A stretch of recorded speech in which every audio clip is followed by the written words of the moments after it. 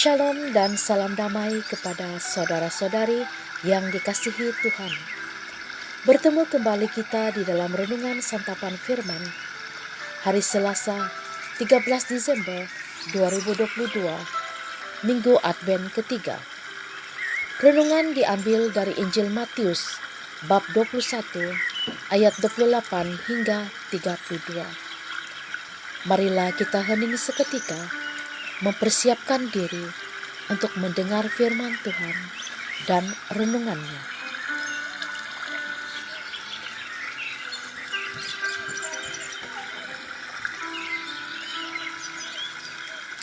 Yesus berkata kepada imam-imam kepala dan pemuka-pemuka bangsa Yahudi, "Bagaimana pendapatmu?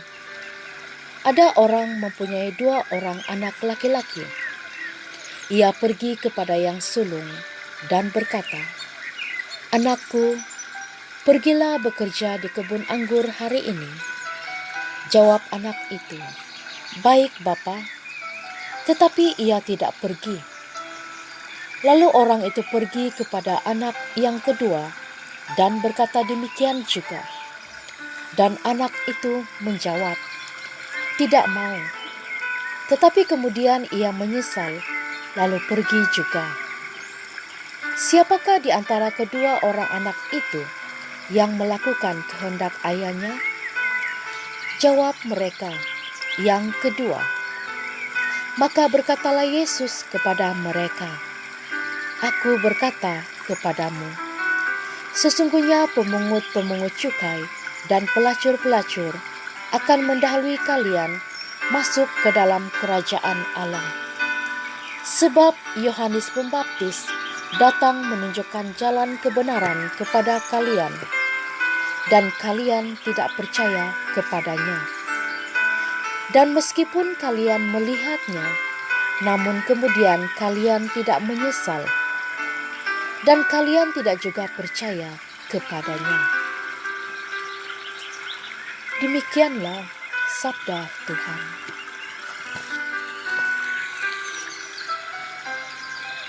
Saudara-saudari yang dikasihi Tuhan, kita telah pun memasuki Minggu Advent yang ketiga di dalam persiapan untuk merayakan hari besar Kristus. Masa ini adalah masa penantian akan kedatangan Sang Juru Selamat ke dunia. Namun, apakah bentuk persiapan yang dikehendaki oleh Allah? Melalui bacaan Injil hari ini, Yesus telah mengemukakan 2 bentuk perumpamaan pribadi manusia yang wujud di persekitaran pada masa itu, yaitu anak yang mengatakan iya namun tidak melakukan, dan anak yang mengatakan tidak mau namun akhirnya ia menyesal dan melakukan hal yang telah disuruh. Perumpamaan ini menyindir perilaku para imam kepala dan pemuka Yahudi. Mereka ini bagaikan anak pertama yang menjawab iya, tapi tidak melaksanakan kehendak Allah. Yohanes Pembaptis telah menunjukkan kebenaran, tapi mereka tidak menyesal dan tidak percaya. Justru pelacur dan pemungut-pemungut cukai yang menjawab tidak, tapi menyesal dan percaya. Merekalah yang memiliki kerajaan surga kerana mau bertobat. Ketegaran hati adalah hambatan utama di dalam pertobatan. Saudara-saudari, di dalam kita mempersiapkan diri di musim Advent ini, aspek yang paling utama untuk dilakukan adalah pertobatan. Kerana kita mau berada dalam keadaan suci murni saat kedatangannya Sang Juru Selamat kita. Namun di dalam melakukan hal demikian, pasti banyak hambatan dan perjuangan yang harus kita hadapi. Justru itu kita amat memerlukan Sang Penolong, Sang Penghibur, dan Sang Pembimbing, yaitu Roh Kudusnya. Karena hanya melalui bantuan Roh Kudus, kita akan dimampukan untuk terus tetap berada di dalam landasan perjuangan. Kita mungkin seperti orang-orang yang dikritik Yesus hari ini. Banyak bicara, tetapi tidak melakukan apa yang kita bicarakan. Allah lebih melihat perbuatan-perbuatan kita sebagai buah iman daripada kata-kata belaka. Karena itu, hendaknya kita beriman dan menghidupi iman kita dengan tindakan nyata. Percaya bukan hanya dalam pikiran dan kata-kata, melainkan mesti diwujud nyatakan dalam tindakan dan perbuatan. Pada hari ini, kita juga memperingati Santa Lucia yang lahir di Sirakusa, Pulau Sisilia, Italia pada abad keempat. Ayahnya telah meninggal dunia saat ia masih kecil. Sejak remaja, Lucia sudah berikrar untuk tidak menikah dan hidup suci murni.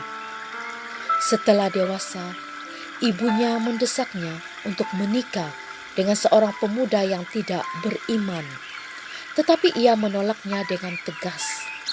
Kekaisaran Romawi waktu itu diperintah oleh seorang kaisar yang amat bengis, yang memaksa seluruh rakyat untuk menyembahnya dan menyembah patung dewa-dewi Romawi.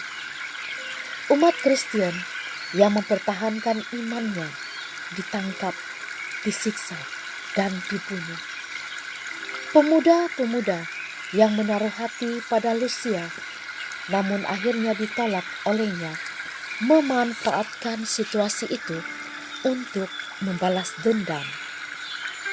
Mereka melaporkan identitas keluarga Lucia sebagai keluarga Kristen kepada kaisar. Akibatnya, Lucia ditangkap. Dengan berbagai cara, ia dirayu agar meninggalkan iman dan kemurniannya. Namun, Lucia tak terkalahkan. Ia bertahan dengan gagah berani. Algojo akhirnya diperintahkan untuk memenggal kepala Lucia, sehingga ia tewas sebagai martir Kristus. Gereja menghormati Lucia sebagai perawan dan martir. Dia telah menghidupi imannya dan melaksanakan kehendak Bapa dengan kemurnian jiwa dan raganya, serta dengan tindakan kematiran. Dan saya sungguh bersyukur pada hari ini karena dapat merayakan feast day nama baptisan saya, dan mohon agar Santa Lucia sentiasa mendoakan kita semua. Saudara-saudari yang dikasihi Tuhan, marilah kita lanjutkan masa penantian ini dengan pertobatan, serta memilih perilaku anak yang kedua sebagai teladan di dalam kehidupan kita sehari-hari. Semoga Roh Kudus senantiasa meneguhkan kita.